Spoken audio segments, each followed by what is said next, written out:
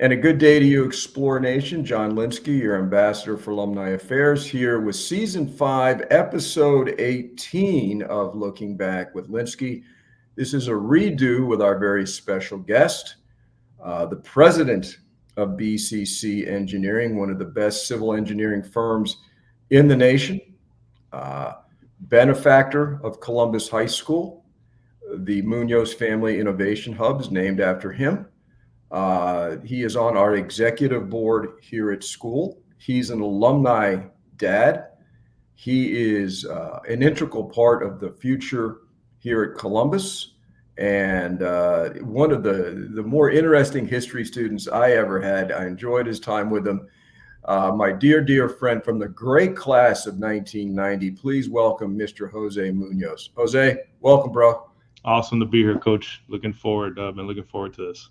Yes, we're going to have some fun. And as we always do, Jose, let's go back to the beginning. So you arrived at Columbus High School from St. Kevin's. What do you recall about Columbus of the late 80s when you arrived on our campus? Man, I just well, actually, the first my first experience at Columbus, the first day was for freshman football, which was back then probably started like a month before school Yeah. started, and I weighed about a buck 05. I was 5'2", so I was essentially half the size that I that I am right now. And I remember my mom dropping me off, and for freshman football, and Jose Alvarado, Yeah. all right, who was like I was 12, I think, because I was a young freshman. Jose Alvarado was probably already 15, and the guy's chest stuck out like 6 inches. Yeah. My mom drops him and says, "What? I can't drop you off. I can't drop you off here." And so that was my first experience of walking into the Columbus campus and going into freshman football, and it was awesome, man. It was awesome. I met a lot of guys that first day. Remember, that's where I met Eddie Ariola that day There out you go. on the field.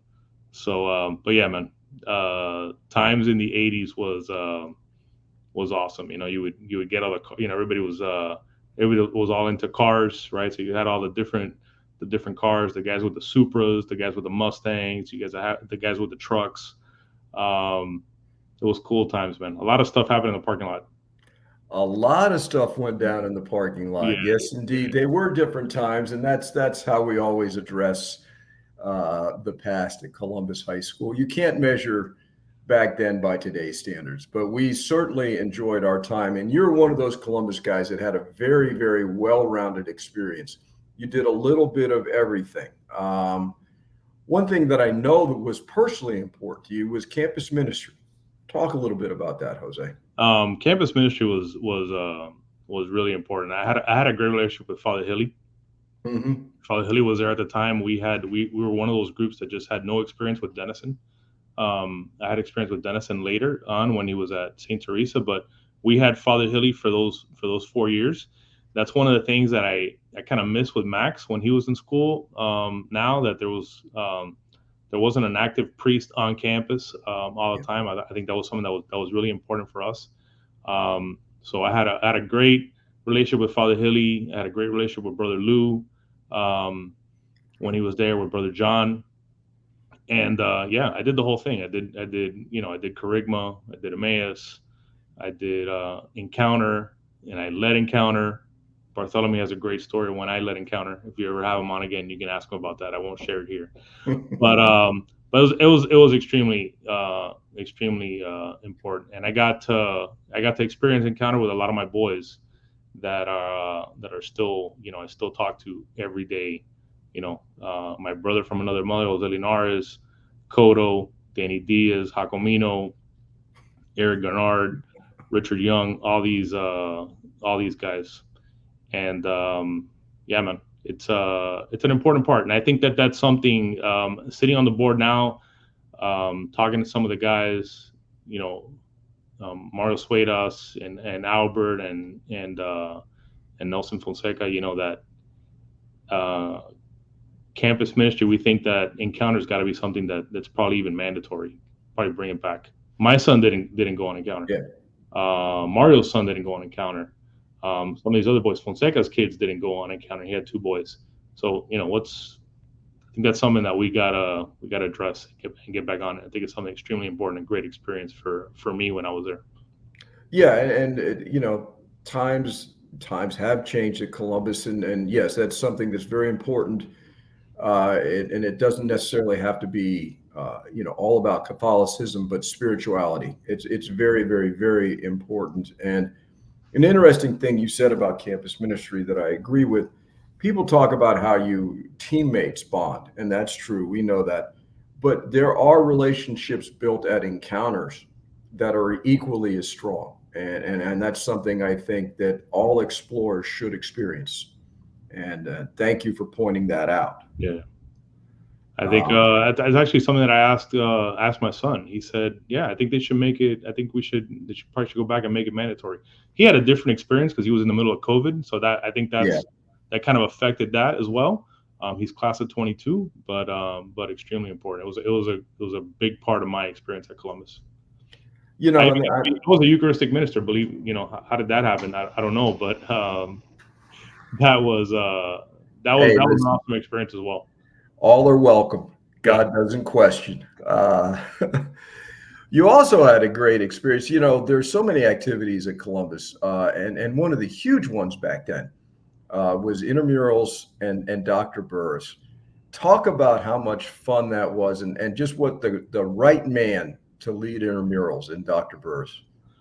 Burris was the best, man. The guy's he still is. I mean, he's a legend. To me, just a giant. And that's just that experience of having Burris in the morning with the announcements and doing the Macho Man, Randy Savage whole thing, and the Hulkster, and that whole spiel was just amazing. And just the experience of football intramurals across the street at Banyan. And I remember he would explain, "Oh, I burned the lines on the grass, but I used this fuel that just it's environmentally friendly." And he would and Sure all, is. of course it was, Yeah. but no, man, it was just an awesome experience. The whole thing. And he could be the mayor of Westchester. He is certainly the king of Arbetters. And I Absolutely. know Arbetters still remains one of your favorite dining establishments in Miami. At least once a month. At least once a month. If you're in town, for sure, we're going We're there. there. Yeah. And if we're asking Burris where he wants to go, we've tried before, right? We've tried to switch spots, and it's not going to happen. Not going to happen It's not at going to all. happen. It's always Arbiters. But yeah, man, Arbiters was back in the day when I think I probably got a good amount of money for the week for lunch. I got $15, I think is what I got for lunch. So I would save up, right? I go to Joe's Subs maybe a couple days, get $2 lunch, and then I probably had $6 or $7 by the time Friday rolled around when we got to Arbiters, and I had just enough for 2 dogs, fries, and a drink, man. So it was awesome. Best way to end the week. Yeah. Friday at Arbetters. Always saving up for that Friday Arbiters. Although that got messed up our senior year quickly. Racing to lunch. Yeah. Linares backed up into Figueredo at the corner of 32nd and 87th Avenue, and I think that was like the 3 accidents that happened that year, and then that's it. It was all over. And then we Yeah. had lunchbox brigade after that. I I remember the brigade. Yeah, As classic Columbus. $6 million man lunchbox. Stuff like that. Yeah, no, those were fun times. And Fall guy. Yeah, everybody got the metal lunchboxes back. Took them out of storage. that was a big switch. But we survived switches like that. We have do. survived a lot of switches, and we'll continue to survive adaptations and modifications. It's how you grow. You had some great teachers at Columbus, and you're one of those kids, and you're very blessed in that you're very good in math and science, but you're also very good in the fine arts, in English, in history, things like that. And there was some all-star lineups back in the day amongst the teacher corps? I had the best, man. Starting out, I had Roach for math 2 years. I actually had BK for accelerated algebra, first class, freshman year. That's how you started high school? That's how I started high school. First class Wow. freshman year with Kodo, in accelerated algebra with brother Kevin. We ended up talking basketball a lot of the time, but yeah, um, brother Kevin was awesome. He was tough. He was tough. Yeah. He always seemed like he was in a bad mood, but he just gave us very little wiggle room. But it was awesome.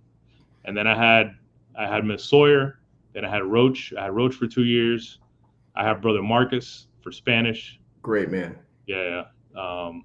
Awesome guy. I had Panzer for English 2 years. Say no more. Yeah, man, I was blessed. What can I tell you? I Yeah. had you for government and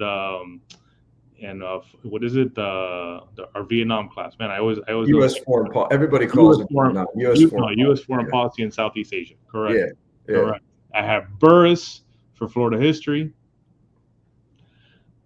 Yeah, man, those awesome times. You got your money's worth. No I question. did. Your parents did. That's for sure. That's for sure. And I remember in class, of course, you were a natural arbitrator. When things would occasionally get contested or whatever, and you would be the first one to stand up, which took some courage and try to litigate on behalf of a fellow Coach, student. because you were quick. You were quick to respond. Sometimes, you were quick to just put on the hurt, and Well, sometimes it was unwarranted. So I had to stand up for my fellow men. hey, when it's 35-on-1, Yeah, yeah, yeah, it's yeah. survival of the fittest. You just guys were like, immediately you wanted to go straight to karate chop in the bag. I'm like, coach, time out. This guy is not. This is not. He didn't do anything, man. He didn't do anything. Let's go back. Hopefully let's go back. Let's replay this. which, of course, when you continue to litigate, even for the guilty, by the way, you got your nickname of David Singer, which was so apropos for the time. Yeah. So David Singer was putting on those commercials all the time, and late night, I guess those 1 a.m. commercials after, I don't even know if we had Letterman at the time, but whatever. Probably we did have late night with Letterman, and he would pop up at that time. I'm David Singer, and that's where I got the nickname from. Yeah, and it was appropriate. And I honestly believed, and I still to this day believe you could have done it, that you would have made a fine attorney. So talk about your post-Columbus career, and everybody takes a different path, how you went from Columbus and end up as the president of BCC. So you're right. Somewhere along the way, I've always been a bit of a techie, a bit of a tinker, more of a natural, like mechanical engineer type. But somewhere along the way, I decided, I wanted to study law. Maybe because my mom was a paralegal, maybe it had something to do with that. Okay. But I wanted to study law, and I went into school, I went into FIU, studying accounting. I did 2 semesters of that, and I quickly just said, I'm just gonna completely be bored off my ass doing this. So what's better than that? Let me study engineering. And that was it was a tough route, man. I will tell you that. It was a tough route. Thanks to Barthelomy's dad. Barthelomy's dad got me through one class. He got me through survey class, and he got me through just to grind it out and stick through it on top and stick to it on top of my mom just basically telling me, in year 5.5 at FIU, because I took a little bit of the longer route. Says, if you're not, I don't care what's going on, I don't care what happens, but you're done. Like you're just, if you don't finish now, you're cut off, you're out of here, it's over. And so I went and I bothered my neighbor who was a civil engineer, and I said, hey man, I need a job. I thought I was going to work for a contractor, but I couldn't find a contractor job. Or I did find a contractor job. Actually, it was like in North Carolina. I was like, I'm not doing that. Okay. So I went to work for a consulting engineering firm, and here I am. Here I am today. But I was never one of those guys that could sit there in front of the computer and just grind out designs. It just didn't. I was more of the guy like, all right, this is what we're doing here. This is what it's going to look like. Here's the concept. All right, you guys go run with it, and you guys figure out the details. Um, I was never really the detail guy. I was more the big thinker, big strategy. The big picture guy. Yeah, big picture guy. Yeah. So I got into marketing real quick. How do you win work in this business? How do you win government work? The financial aspects of it. And yeah, that's why, a couple of years into it, I said, I got to start my own firm. And there's a great story there about you and your partner, Ariel Milan, how you two met, because aside from being, a good student and everything else, you're a natural salesperson. I mean, you can sell iced Eskimos. I don't know about that, but yeah, it's a. Go ahead. I've had to work through it. So I've had a few sales jobs before I get into the shoe selling job, which is the one that we're going to cover now. I had a used car sales job for my uncle on Northwest South River Drive. That really taught me a thing or two. I imagine. Yeah. So I had to close deals for my dad on his plumbing business, and try to close those deals, and pick up accounts receivable. So that takes some work as well. But I met Ariel actually the summer of my junior year at Columbus, between junior and senior year, working at Tomacan in International Mall. International Mall, a hot spot, yes. Selling penny loafers on a Saturday, one pair full price, second pair half price, half off, and shoe trees and things like that. So Ariel was, we got along right away. Ariel had come from Cuba at the age of 10. He actually had a stint in Costa Rica in between. So he got here he was around 12 years old. And this is 4 years later. This guy already spoke perfect English, a little bit of an accent, but as perfect as you can imagine within 4 years. Okay. And the guy he was there grinding. That guy had to work. That guy worked. He worked the entire time when he was in school, during high school, worked through college at FIU, studied engineering as well as me. We always stayed in touch through that. The guy worked at Tomacan, then he went to work at Bass Shoes in Dayland Mall. And just a hell of a hustler, man, a smart guy. So we always got along really well. We always stayed in touch. We didn't have cell phones back then, so we couldn't stay in touch that way. I don't think we had beepers, but whenever we'd run into each other in school. And we both ended up working in the same place when we graduated. Okay. At Metric Engineering, which is a big local firm here in Miami. We did 4 years there. He moved on to a national firm. I actually followed him to that national firm 4 years later, a firm out of Pennsylvania that had an office here in Miami. We built that team up. And 2 years into that, I told him, "Hey, man, I'm done with working for the man. I can't do this. We basically do everything around here. We could do this on our own." He was a bit hesitant, but he backed me up, and we did. We bought BCC in I think it's in 2006. We started talking about this in 2005, and we made a deal in 2006. Small firm at the time, owned by a woman-owned business. Actually, that's what her initials are Benitez Chow. That's the name of the company. When we bought it, we're like, hey, we got to change the name of this thing. Well, we never got around to doing that. And we just continued to grow the firm. So we went from 6 people to what we are today, which is it's close to 450 people in Southeast US. And just continuing to grow. I just did a town hall meeting right before this, and we hired 20 people this month. Outstanding. Yep. That's great. Jose, you've used the word grinder several times today, and that's what you are. You work. Where does that work ethic come from? That comes from my parents, Coach. That's I have 2 of the greatest examples of work grinders that you could imagine. My mom, Peter Pan, Came through Peter Pan from Cuba, went to straight to Virginia, to Richmond, Virginia, where she was there for 5 years by herself until my grandmother came.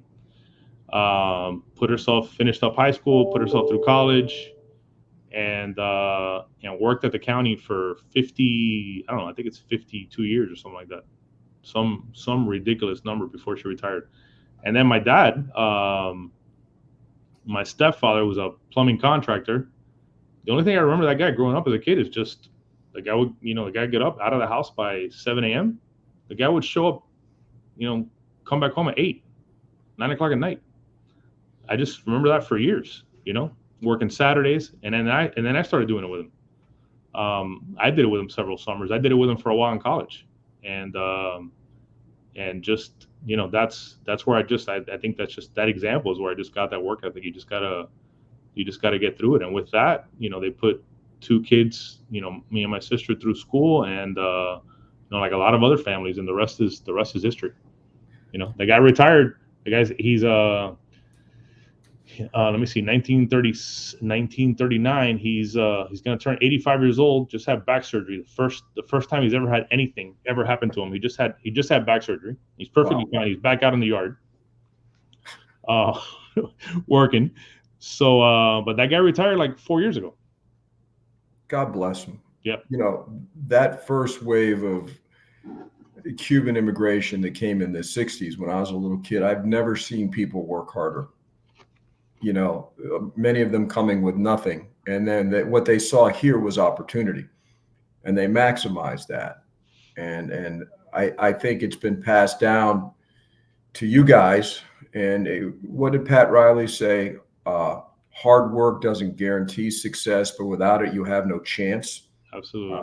I think you give yourself every single chance to succeed through hard work.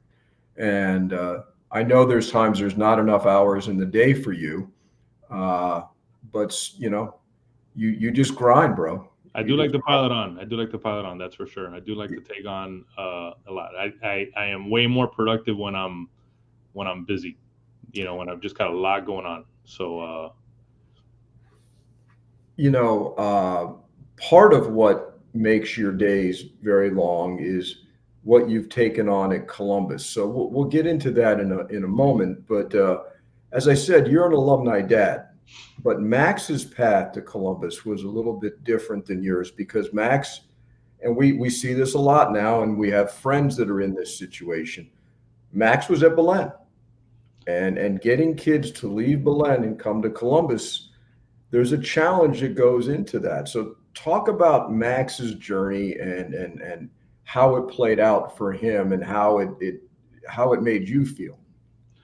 That was his journey a little bit similar to mine, except for the Belen stint. But he went through a couple schools growing up. He started out at St. Teresa, where he's got a core group of friends that he met there through like 3rd grade. And then we were a little unhappy with the school and what was going on. I think a little bit of first child syndrome that we had. We switched them over to Westminster, and we thought, we're going to switch them over to Westminster. Had a great experience there. We thought he's going to stay there through 8th grade. He's going to go to Columbus. But when he got to the end of 5th grade, his buddies from St. Teresa, a lot of them said, we're going to go to Belen. And he said, I want to go to Belen too. And that was those were trying times, man. I mean, for sure. Yasmin was a Belen fan all the way. I remember Ernie Leon gave me a call, class of 87. His son was also with Max. And he was going to go to Belen as well. And the guy calls me and says, hey, man, how are you dealing with this? What's going on here? How can you even, I've got such an issue with this. This is like Sunday night. The guy calls me at 10 o'clock at night. And the next day was when the kids were supposed to accept that they were going in or not. We just kind of coached ourselves through it, just walked ourselves through it, consoled ourselves. At the end of the day, the moms really run it. Yeah. It's hard to admit, but it's the truth. And the kids, at the end of the day, it's what the kids want. So you don't want to disappoint your kids. And the choice, as bad as it sounds, it's really not all that bad, right? It's not the end of the world. So look, he went to Belen. I I'll totally admit I was actually getting used to it. I was getting along with Father Willie pretty well. I think he's a great guy. And as I started to back off, believe it or not, I started accepted. The first 2 years I was not as nice about it, but by the time I backed off, he got to 8th grade. The kid comes to me in Thanksgiving. We're in New York, and he says, "You know what? I want to go to Columbus." Wow. And of course, I'm like, I tried to keep my composure. I didn't, I didn't really. But my reaction was, well, what's this all about? And talk to me about it. And why do you want to do this? So we talked through it. I was a bit skeptical. I told him, yeah, you can go to Columbus, but if you get into the Moss program, you can absolutely go to Columbus. And he goes, no, I don't want to do that. I don't want to do that. And I said, Okay. so you just want to mess around? Oh, okay, no. If you just want to mess around, first of all, you're not going to just mess around in Columbus. I think you have a misconception of what's going on here, and you're just going to stay at Belen. So, but no, he put his thoughts together and he came around and he said, absolutely. I remember I called you up, Coach, can we get this guy in to take the test? And the rest is history, man. He had him and a few of his other buddies that also came, and then the St. Teresa kids that went straight through and came to Columbus. He just had the most amazing experience. Very similar to mine in a lot of respects, and different because they had COVID. But he just got the best group of guys that he talks to all the time, and he's back now from school. He's at Michigan, and a lot of the kids are at Ohio State. All these kids are going up to the Midwest. I don't really get it, but they're back down and they're just hanging out. They're going to the Keys this weekend and back to the same thing. So it's an awesome experience, man.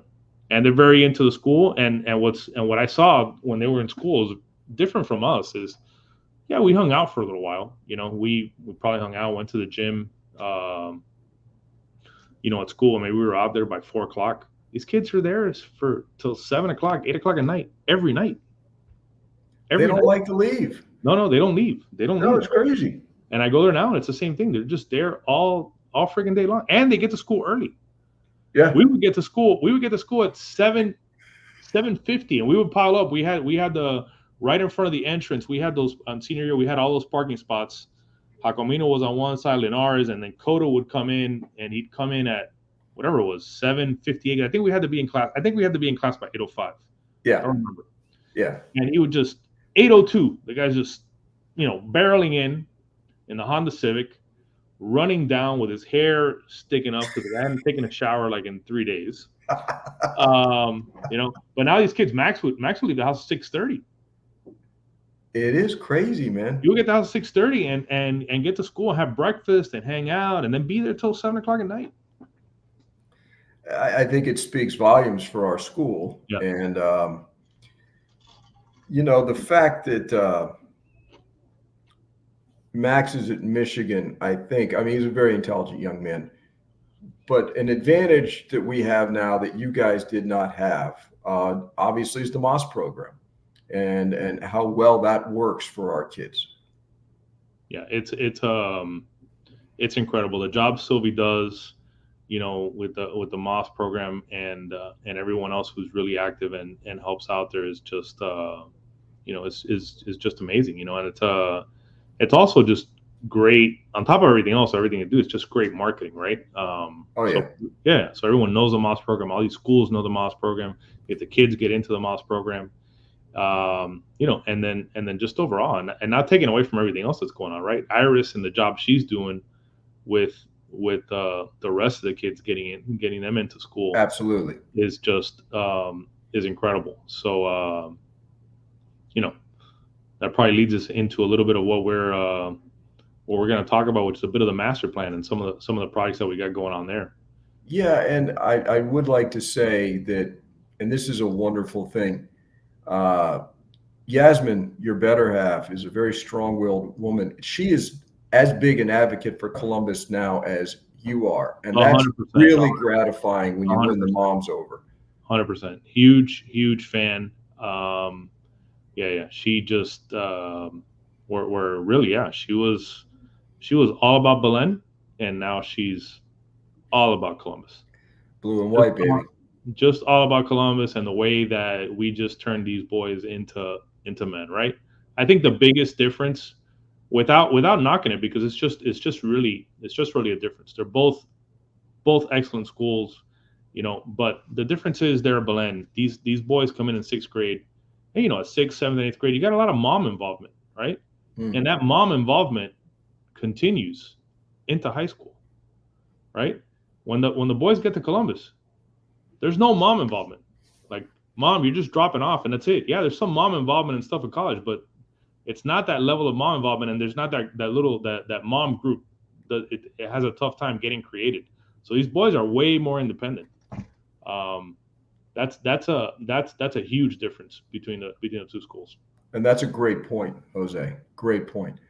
And yeah, so you've been very successful, and you've been very generous to Columbus. You could donate. You could make your donations anywhere you want. Let's face it. Why Columbus, Jose? Because when your name is on the Innovation Center, when somebody's name is on a center, on a building, on a room, whatever, that talks about commitment. Why, Jose? Coach, I don't think there's a better investment that we can make as in Columbus. That's the best return on your money that I think there is. Number one, it's from a tuition standpoint, it's one of the lowest tuition schools of all the private schools, and every dollar that we just put into this, it just goes straight into these kids and straight into the outcome that we see. So if you really want to see payback, there's nothing better, quite frankly, than putting money into Columbus and donating to Columbus. So I truly believe that, and a lot of my friends believe the same thing. So that's really the reason. And I remember clearly you were hesitant. You weren't hesitant about contributing. You were hesitant about the name because of, Max being in school there. And I thought that was very self-aware of, what it might do to a kid, your dad's name, yada, yada, yada. But it all worked out. It did. I definitely was concerned about that, but I've come around. Number one, I think hopefully that gift and presenting it in the way that it was has encouraged others to donate to the school. So I think that's really the point behind that. It's not I was hesitant because I wasn't looking for having something named after us. It's just not something that we're really that into. But I think it's very important so that others see and others get involved. And yeah, it just led me to get even more involved into the school. It also, some of your very close friends have done the same thing now. So I think peer pressure exists even into your 50s. Absolutely. Yeah, for sure. Either money or time, right? Yeah. So yeah. Talent, time, yeah, anything. As long as involvement is the key. Now, speaking of involvement, I've always believed, and I used to say this in class, that certain people come along at exactly a right moment. It's almost destiny, that people are where they are at a moment in time. You have become deeply involved in Columbus, at the most crucial point in our history. We have a long-term plan stretching over the next few decades. And you are the point man for this, as you're on the executive committee, you're head of building and grounds, and you have got enormous responsibility. You're the cornerstone of this whole operation. And, personally, for everybody at Columbus, I thank you for taking this on, because it is quite a task. Because as Adrian Alfonso has said, and so have you spend more time working on Columbus stuff than you do for BCC stuff at times. So some weeks that's definitely true. Yes. This week's probably one of them. Yeah. And so here we are. We have got a master plan, and it's like Normandy, and you are Eisenhower. You've got the big picture. You've got the whole overview, and you're going to have your patents that are going to figure out how to do specific things.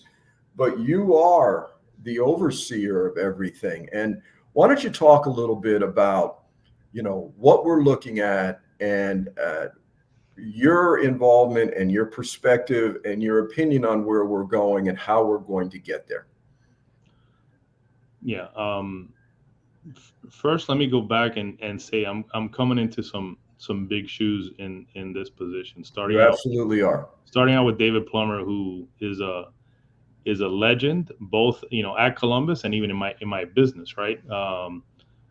David and Tim, his son, who run another engineering firm, a guy that I looked up to when I was growing up into the business. So moving into this position was a big deal for me, right? And making sure I can do it, in the best way possible. So one of the things that when I was asked to join the board and lead this, one of the things that I told Tom is, look, I mean, one thing I could see is, right, we're pretty built out as a campus now, having wrapped up the Lamonas building. There's not space, right? And there's just a ton of asphalt, not much grass. I would love to do it, but I got to take a step back and kind of, really plan this out the right way. So if you want me to do it, I've got to do a master plan. So we went and we interviewed a bunch of national architects that do master plans for schools. Most of them mentioned this is probably one of the toughest campuses that we've seen. We've seen some tough campuses, but this is one of the toughest campuses we've seen to work in. So yeah, we're completely built out. So it's gotten to a point where in order for us to do anything, we've got to demo and replace with something else. We have to be very strategic and very, and in which manner we do these things. So lucky enough, we've got a Miami architect, Ziskovich, who's a nationally renowned, school architect, educational facilities, and we've hired them to work on this master plan. We've been working on it now for almost 18 months, maybe more, maybe close to 2 years. And it basically looks at the entire campus and is looking at what we're going to do for the next 20 to 25 years. That's hard sometimes for some people to digest, right? Because they want to know what's next, and their horizon is maybe 5-year horizon. But I really think it's important for us to lay down all the steps and plan things properly. So look, my goal as I told Tom is if I leave this position in the next 5 years, there's something in place, there's a guideline in place of all the chess pieces, where they go and what we do next. And it's implementation from that point forward, right? All the big thinking has been done. So that's the goal, man. You look, one of the first projects that I got in there, just to set an example, there was the famous gift that Marcus gave, right, during COVID, the $10 million gift, and a lot of that money went to the guidance and for the Desmond Center. The idea that we initially had for that building was, hey, let's just plop it in the middle of the courtyard, right? Another box. Yeah, right by Patriot Plaza there. Yeah. And I was like, hey, we can't keep doing this, right? This is the most valuable space we've got, and we're just going to keep building on it. So we threw that plan in the garbage, and we came up with something completely different, something that works. That works really well. You're not even going to really tell it's there at the end of the day once we're done with it. Do you have that available for people to look at? I'll pop it up. So, yeah. What astonished me, because yes, we've got that green space there and everything. And when I found out we weren't just going to plop a building, I couldn't envision what you were going to do. And then you told me about this great plan. Where did that come from? Did that just pop in your head? Well, it was more of, we can't do what we're thinking about doing, so we've got to do something else. And where does it make sense, right? It makes sense to come here in the front. So how do we just make this thing blend in? And there's that green area, as you can see here on the map. There's that green area in front of right behind the A building. It's not really used, right? So you're not going to really miss it. But then this is a much better use for that space. But at the same time, it doesn't block your view. It just kind of lends itself, the way it kind of curves around. You're just going to kind of walk through it. So I'm sure by the time it's all said and done, everybody's going to feel like, wow, this has always been here. And that's what makes you a special talent, because the average person never would have conceived of that. And it doesn't infringe upon Patriot Plaza. And This is a big step. The original buildings have never been touched. And so to do this for the first time, we got to do it right. And it's going to be pretty cool. Yeah. So once we got into that, and I think the other thing that triggered it is I'm meeting with David with Pew one day, and I had never been to his office. Luckily, I never had to go to his office while Max was in school. But I go up to his office, and I open the door and I said, "What is this? Is this the janitor's closet? What's going on here?" I'm like, "We got to get this guy out of this. We got to get this guy out of here." It is a civic disgrace. So that his office used to be a copy room 40 years ago. So there you have it. Yeah. So we just replanned the A building. We're replanning the administrative offices. We're planning the way you come into school, the entrance to school. So it's a great first project to have as part of the master plan. It's the gateway entrance. It's gonna be awesome, right? It's gonna be more secure. It's the way the kids, just for attendance and everything. It's just gonna be a lot easier. We got Dave's down on the first floor. He's gonna be in the middle of that, of the right side of the A building. He's got a door that leads into the courtyard. Just a way better.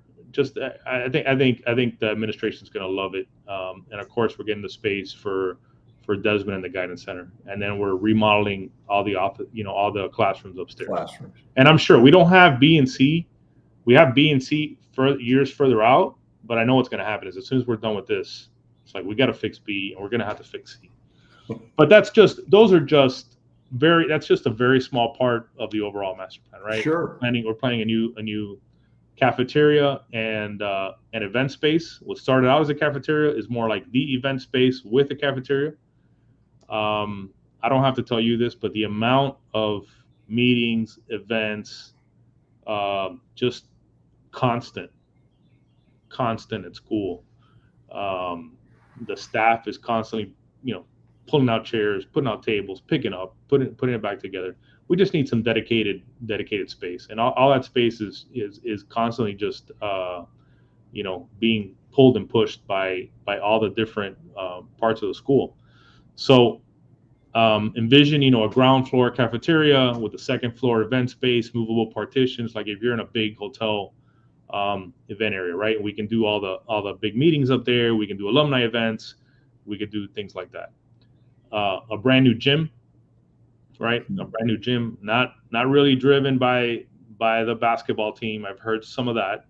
Number one thing I tell people is, we don't use tuition dollars for any of this stuff, right?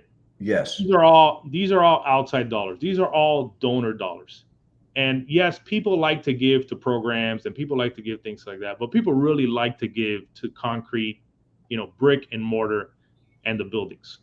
So all this stuff's going to come from donations, and we could definitely raise the money, especially over the course of 20 years. If you just think back what BK did, right, with Moss, with Wellness, and with Limones, it's pretty much comparable, Yes. And BK did that with with a hand tied behind his back. I don't know how the hell he did it. Quite frankly. You know how he did it. No, I know how he did it. Only he could have pulled that off. The guy's a beast. The guy's a beast. When you really think about it, the guy's an animal, right? To be able to do that. So of course we can do this. So new gym, be able to sit the whole school in the gym with the administration, right? Have mass there, have pep rallies, have events, make it a signature space, with an area where you can actually look onto the football field and look onto the basketball court, Hall of Fame, BK store down at the bottom, an auxiliary gym all the way in the back corner behind Wellness. We used to have those basketball courts before Wellness, right? Yeah. And you could have freshmen, you could have PE back there, volleyball, you name it. We're going to do a hitting facility out in baseball. Just a whole multitude of projects, right? Parking garage is huge. I can't tell you, everybody knows what the issues we have with parking, right? So part of this also as well, and the sale to the community, is trying to be a better neighbor in the community, adding a lot more parking. Yeah. So a parking garage. Everyone's probably figuring out, where the hell are you guys doing all this? Well, yeah, that's why a master plan is needed. That's why you need the steps. That's why we need a phasing plan. That's why it's going to take 20 years. Even if we had all the money in hand today, the best case scenario would take us 12 to 15 years to do it all. And you know what I know you're very cognizant of, everybody is, it's still a school. You got 1,700 idiots running around. At the end of the day, we can't lose sight of that, right? We got to operate a school in the best manner possible. Yeah, so, I mean, it's hard to do that. You walk the halls, your son walked the halls. You guys understand that, yes, this is important, but we still have to educate these kids. We still got to feed these kids. They still got to get to class. And it's like a Swiss watch. If one little thing goes wrong, boom, it's done. And I know that's very high on your list. Oh, absolutely. Look, this A building project, we could probably do it in 12 months, but it's not. It's going to take us 18, maybe a little bit longer. Why? Because we got to phase it. We can't just knock out. Where we're going to put administration and 9 classrooms. Yeah. In the meantime, we can't. We can't afford to do it. So we've got to phase that construction. That's why it's going to take a little bit longer.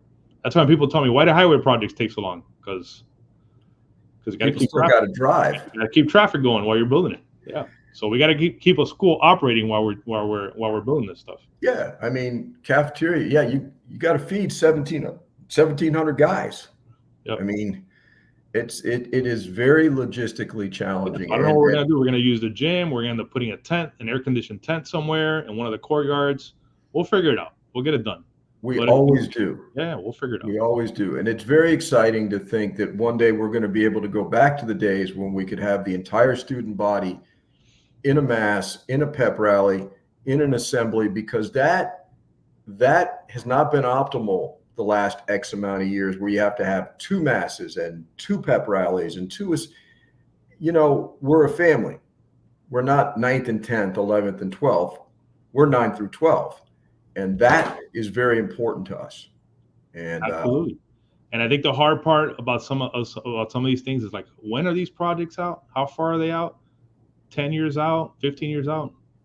Who cares? It doesn't matter. It's not about us, right? It's about the school. It's about the future of the school. It's about leaving that legacy and continuing on. So we just got to do things. We just got to do things the right way.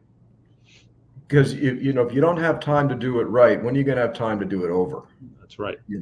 And the money to do it over. So there's that. But we all stand on the shoulders of giants, Jose, and maybe we won't have any direct benefits, so to speak, of what's being done now. But there's a satisfaction in knowing that you made something better for a kid who's not even born yet. Absolutely. Who's going to be walking the halls of Columbus. My friend, you are a walking example of Marist charism. And I know when we were in school, we just lived it. We didn't really talk about what Marist was, but now we do. And so if I was to ask you, Jose, what does being Marist mean to Jose Munoz? How would you respond? To me, it's leading by service, Coach. That's the way. I don't know where I got that from along the way. It must have been from Columbus. It must have been from my parents. But leading by serving. That's always been my motto. That's just the way I operate. Right. I always believe, even at my company and at school, as when people get promotions around here at BCC and they get a promotion and they start running a department or running a group, I say, you understand now, these people don't work for you. Now you work for these people, right? Your job is you working for these people to make their job easier and their life easier. And that's the motto that I do, right? As CEO of this company, that's what I focus on. I focus on making everyone else's life, right? How can we make everything better? If you look at the motto of BCC, it says getting there just got easier. It's based off of that, right? That's the whole point is, how do we make things easier for everybody? That's what we're trying to do at Columbus. How do we make things easier at Columbus for students and the teachers? So that's what it means to me. We appreciate that. And this alumni ambassador role, it is so gratifying to reconnect with you guys and reestablish the bond. The David Singer years were a long time ago. We both had hair, we both had, but here we are. And it's so enjoyable and it's so gratifying. I And think it's so, awesome, Coach. It's unexpected. It's not something that you plan out in life, but I love the way that some of this stuff just happens, and how much we get to interact now. It's just awesome. yeah, I'm very, very Never really predicted that. So, hey, it's Columbus, bro. yeah, man. It's what we do. Well, thank you so much, my friend. This has been great. Explore Nation, I hope you've enjoyed this insight to the past and to the future with Jose Munoz. We've got a few more episodes to wrap up season 5, half a decade of this. So I'm looking forward to the next one. So as always, Explore Nation, buenos tiempos and adelante. Thank you, Jose. Thanks, Coach. Take care, guys.